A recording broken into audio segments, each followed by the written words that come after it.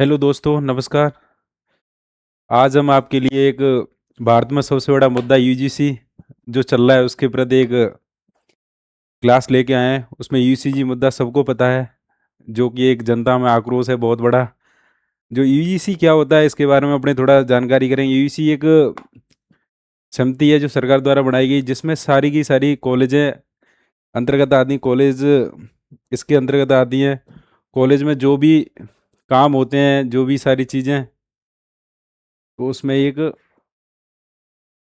बहुत बड़ी भूमिका भूमिका निभाती है यूजीसी। अभी एक बड़ा जन आंदोलन जो कि चालू हुआ है यूजीसी, तो इसमें मैं बता दूं 25 जनवरी को ये लागू किया गया था। यूजीसी विवाद क्या है, तो एक चीज़ मैं बता दूं।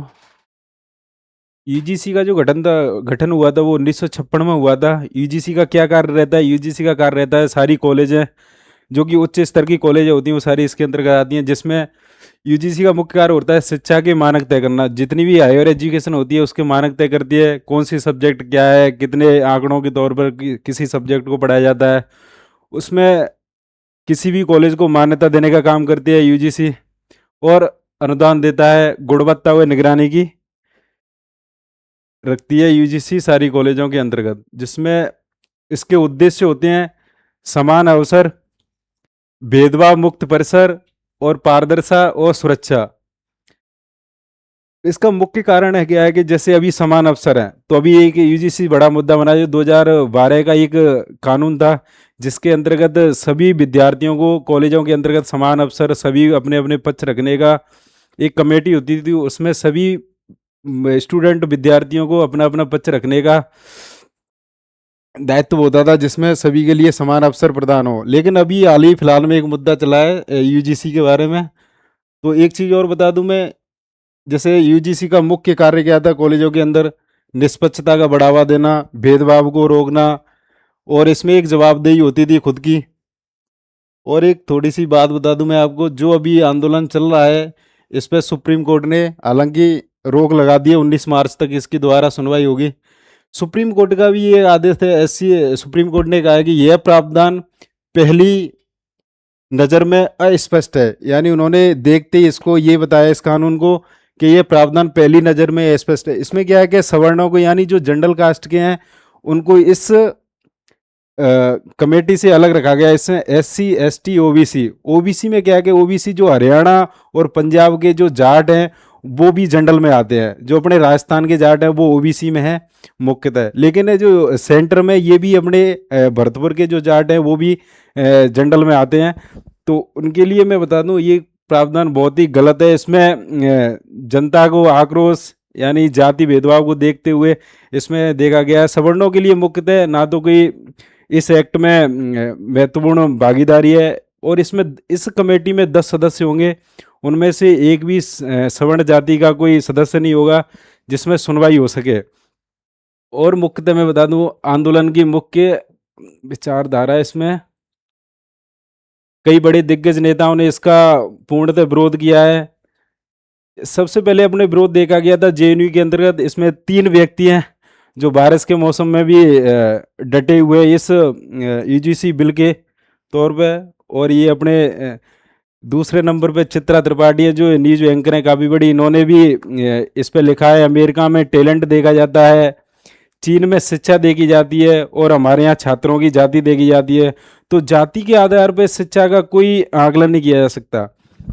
जाति में भेदभाव नहीं होना चाहिए, इसी को लेकर यहाँ आंदोलन देखा गया है। और हम देखें कि इसमें एक लिखा है हम किसी वर्ग के खिलाफ नहीं है। मतलब सवर्ण जाति के जो आंदोलन कर रहे हैं उसमें सभी व्यक्तियों की एक राय है, हम किसी वर्ग के खिलाफ नहीं है। और लेकिन उस प्रणाली पर सवाल है जहां न्याय की प्रक्रिया एक तरफा दिखाई दे रही है। एक तरफा का मतलब कि एसटी ओबीसी के लिए पहले ही ऑलरेडी कई एक्ट बनाए गए थे जिसमें डायरेक्ट सुनवाई और कार्रवाई होती थी। और फिर सरकार ने क्या सोचा कि शिक्षा के क्षेत्र में भी इन्होंने जातिवाद को बढ़ावा देने का काम किया, तो इसलिए सरकार का बहुत ज़ोर शोर से विरोध हो रहा था। तो ये अपने देख ही लिया कि यूजीसी का मुख्य कार्य क्या होता है। यूजीसी का मुख्य कार्य होता था कि सभी जो भारत के अंदर जितने भी उच्च स्तरीय कॉलेज हैं उनको मान्यता देना, उनकी रूपरेखा तैयार करना और एक कमेटी का गठन करना जिसमें सभी एजुकेटेड जो विद्यार्थी हैं उनको समान शिक्षा दी जाए। ये अपने यूजीसी का विरोध है जो तस्वीरें देखने को मिल रही है इसमें। और इसमें एक ये है कि एक लड़की पढ़ाई में होशियार है, एक ये भी एक बहुत अच्छी पिक्चर है इस आंदोलन को लेकर। एक लड़की पढ़ाई में होशियार है, भेदभाव का आरोप लगाते हैं तो उसमें क्या है कि बच्चियां पढ़ नहीं पाएंगी, कॉलेज जाने से ही इतराएंगी। क्यों कॉलेज क्यों ही जाना, क्योंकि वहाँ किसी से दोस्ती नहीं कर सकते, सवर्ण तो किसी से दोस्ती नहीं कर सकते और ना एसटी एससी के दोस्ती कर सकते। तो ये तो निष्पक्ष रूप से भेदभाव दिखाई दे रहा है इसमें। और ये राष्ट्र कवि है कुमार विश्वास, इन्होंने भी ये अपनी एक आवाज़ से सोशल मीडिया पे डाला था। तो इन्होंने लिखा था, चाहे तिल लो या ताड़ लो राजा, राई लो या पहाड़ लो राजा, मैं हवागा सवर्ण हूँ मेरा, रोमा रोमा उखाड़ लो राजा। तो इन्होंने भी एक बहुत अच्छी भूमिका निभाई थी। इसी तौर पे मैं बता दूं ईसुजी क्या होती है, तो इसको लेकर अपने एक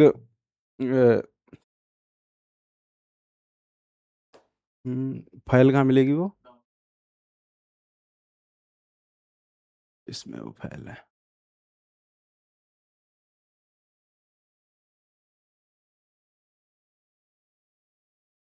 ये अपना एक भारत का जो राजपत्र है, इसमें यूजीसी के द्वारा जो भी दिया गया है, विश्वविद्यालय अनुदान आयोग, यूजीसी इसको विश्वविद्यालय अनुदान आयोग के नाम से जाना जाता है, जो कि अभी 13 जनवरी को ये एक्ट पारित हुआ था।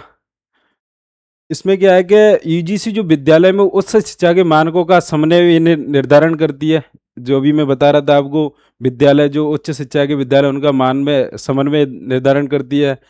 ये 2020 की जो राष्ट्रीय शिक्षा नीति है उसके अंतर्गत ये प्रणाली बनाई गई थी। और इसमें मैं बता दूं इसके क्या क्या उद्देश्य है। इसके यूजीसी के उद्देश्य बता देता हूं मैं। धर्म, नस्ल, जाति और लिंग।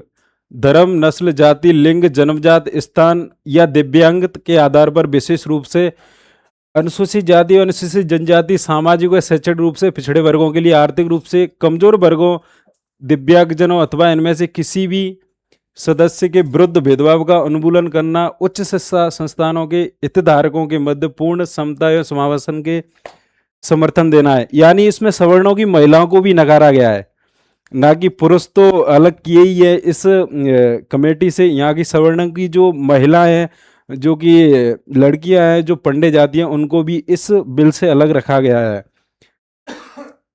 इन विनियमों में जब तक कि संदर्भ है तो इसमें जो जाति आधार पर भेदभाव है, ये सारी चीजें जो एसटी एक्ट है उसके अंतर्गत जो भी चीजें थी वो भी यहाँ भी डाली गई हैं इससे। यानी ना तो कोई व्यक्ति एससी एसटी वालों से बात कर सकता है, ना उनसे दोस्ती कर सकता है, ना पढ़ाई में डिस्कशन कर सकता है। तो वहाँ तक इस बिल का बहुत ही विरोध देखने को मिला है, जो कि आज सुप्रीम कोर्ट ने इस पर सख्त रोक लगा दी है और स्पष्ट रूप से कहा है कि यह पहली पंक्ति में ही भेदभाव की नज़रिए से देखा जा रहा है। सुप्रीम कोर्ट ने सख्त आदेश दिए और 19 मार्च को इस पर अगली सुनवाई होगी। इस चीज़ के लिए मैं बता दूं आपको, समता के संदर्भ में इसके कर्तव्य क्या क्या होते हैं कि भेदभावों के उन्मूलन का कर्तव्य होगा।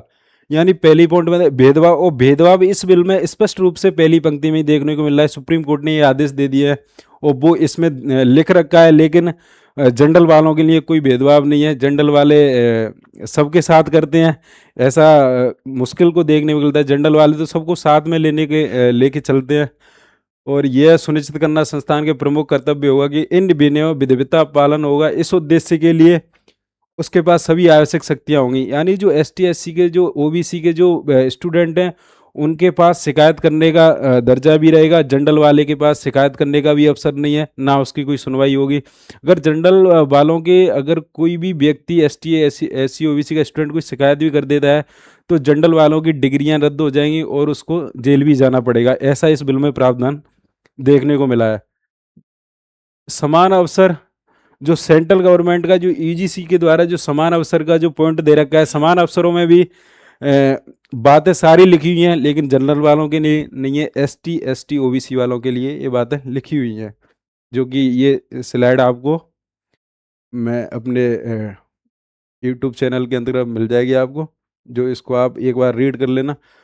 किस आधार पर विरोध हो रहा है? विरोध उस चीज़ का नहीं है, विरोध इस चीज़ का है कि एजुकेशन लेवल पे आपको जाति भेदभाव नहीं करना चाहिए, वहाँ समान अवसर मिलने चाहिए। स्टूडेंट की कोई जाति नहीं होती है, शिक्षा की कोई जाति नहीं होती है, सबको समान अवसर देकर और पढ़ाई में योगदान देना चाहिए। और जो कि गवर्नमेंट का जो अभी जो बिल आया है, ये बिल्कुल ही शिक्षा के हिसाब से गलत है।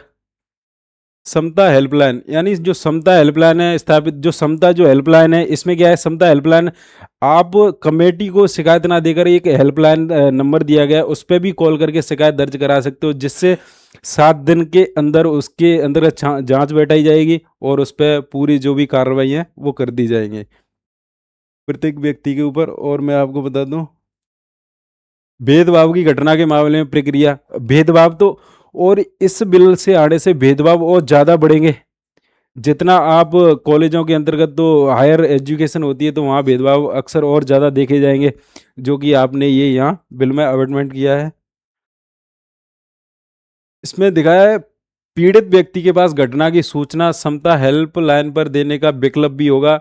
हेल्पलाइन पर प्राप्त सूचना यदि प्रत्यादृष्टा दंड विधियों के अंतर्गत कोई मामला बनता है, तो संबंधित पुलिस अधिकारियों को अग्रेसित कर दी जाएगी।